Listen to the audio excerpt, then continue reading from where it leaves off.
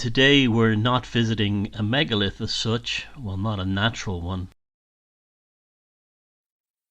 We are in the Teutoburg forest in northern Germany, not far from the town of Hornbad Meinberg, which is about an hour or so outside Paderborn, in the state of North Rhine-Westphalia. Now, the reason I've come here is two reasons. I'm researching for the second volume of Walpurgis Night, Volume 2, and also getting footage for some films I'm making. And along the way, using my smaller cameras to film these for quick videos for YouTube. Now, this is referred to as Germany's Stonehenge. It's an ancient site that was of pagan Saxon veneration, and like anywhere else, it was taken over by Christians and it was reimagined as a Christian site. And it was also the location of the Immersal tree, which I'll talk about later.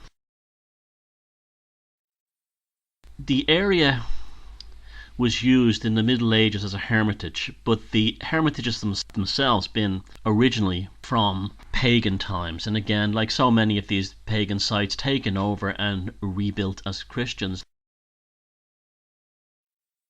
The term Externsteine just means stones or rocks, but there's also other theories of the etymology in Old German meaning the rock of the magpies. I didn't see any magpies that day, but I do like that idea a lot.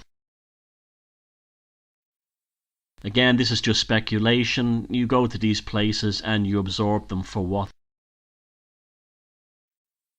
they are. Now, the reason why the Teutoburger forest, or the Teutoburger Wald, is so important is because it was the frontier of the Roman Empire into Northern Europe. The Germanic tribes had a massive victory over the Romans, and these woods symbolized the Teutonic or Germanic or Saxon sense of identity. The stones themselves almost seem as a kind of a geological representation of this idea. Like, this is almost like the wall of Germany, the wall of the Teutons, the wall of the Saxons.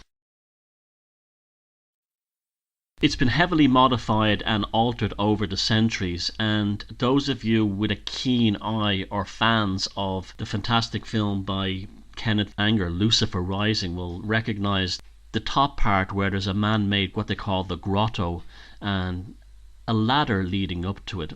I couldn't go up that day because the steps were covered in ice. It was just too dangerous. Very, very steep steps, and I was carrying a load of camera equipment. But anyway, you'll remember Marianne Faithfull in the movie Lucifer Rising crossing the bridge and going over to the solar platform, which is still used to this day as a kind of a pagan and heathen site of veneration on dates such as Walpurgis and on Samhain. There has definitely been people living here since Paleolithic times, and artifacts suggest this. So the actual human connection to this place is absolutely ancient and almost certainly spiritual in nature. During the 1930s, it became, with the rise of National Socialism, a site of veneration for Aryan cults and this kind of thing. But it was like the great tragedy of the whole rise of the Third Reich was that they co-opted a meaningful paganism that began with the Wandervogel and the Völkisch movements in the late 1800s, which had a tendency to try and remove the Germanic soul back to a more pagan ideal connected to the landscape and away from Christianity. And it was extremely successful until, just like Christianity took over paganism and destroyed it, the National Socialisms took over the Wandervogel and the Völkisch movement and destroyed it.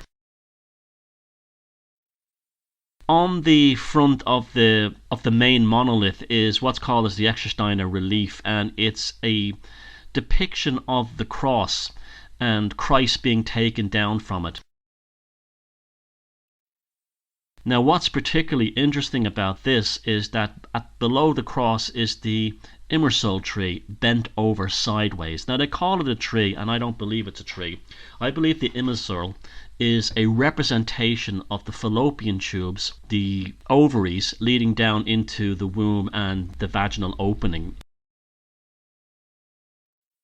You'll notice it's smashed over on its side in this Christian relief. It's basically saying that there'll be no more reproductions of heathens and pagans and Saxons anymore,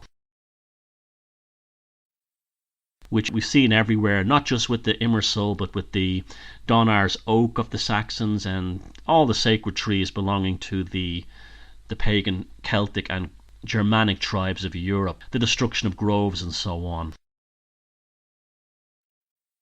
Again, I will go into greater detail in my upcoming film, The Haxan Protocol. In the meantime, this is just to whet your appetite of some of the locations we'll be visiting, and I will be going into much more detail, and there's a lot more to this story than just what I've told here.